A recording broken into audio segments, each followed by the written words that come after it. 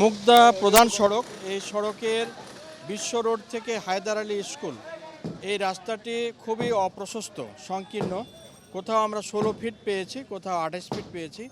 বাস্তবে সরকারিভাবে এই রাস্তাটি 50 ফিট। কিন্তু ভবন মালিকরা রাজুকে নিয়মকানুন না মেনে রাস্তার উপরে বাড়ি করার কারণে এই রাস্তাটা সংকীর্ণ হয়ে গিয়েছে।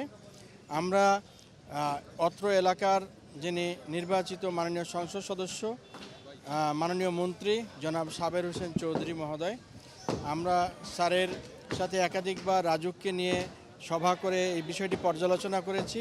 মাননীয় মেয়র মহোদয়ের নির্দেশনায় আমরা প্রত্যেকটি বাড়ি জরিপ করেছি রাজুককে নিয়ে। দেখা গেছে যে 2-3টি বাড়ি ছাড়া অধিকাংশ ভবন মালিকই রাজুকে নিয়মকানুন না মেনে বাড়িগুলি করেছে, যার ফলেই আমাদের রাস্তাটি সংকীর্ণ হয়ে গিয়েছে।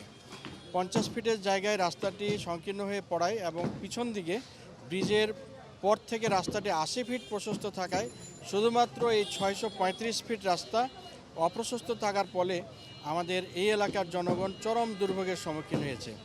দীর্ঘ যানজট লেগে থাকে। এই বিষয়টি উপলব্ধি করে মাননীয় মেয়র মহোদয় এটি সম্প্রসারণের উদ্যোগ গ্রহণ করেন। আমরা দীর্ঘ সময় নিয়ে এই রাস্তাটি প্রতিটি বাড়ি রাজুকের নকশা অনুযায়ী মেপেছি। দেখা গেছে যে বিভিন্ন জন হয়তো 8 ফিট, 10 ফিট, 12 ফিট করে সামনে চলে এসেছে। আমরা সেগুলি চিহ্নিত করে ভবন মালিকদের অনুরোধ করেছি সরিয়ে নেওয়ার জন্য। রাজুক থেকেও 4 বার নোটিশ দিয়ে তাদেরকে অনুরোধ করা হয়েছে।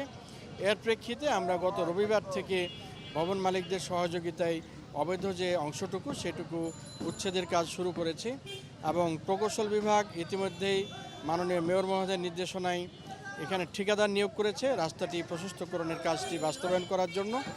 সেই ঠিকাদারকে আমরা সহযোগিতা করার জন্য রাস্তাটি 50 ফিটের প্রশস্তকরণের জন্য খালি করে দেওয়ার জন্য ভবন মালিকদেরকে সাথে নিয়ে আমরা উচ্ছেদ কার্যক্রম পরিচালনা করছি। এই কাজে অত্র এলাকা মাননীয় মন্ত্রী মহোদয় আমাদের দিক নির্দেশনা দিচ্ছেন।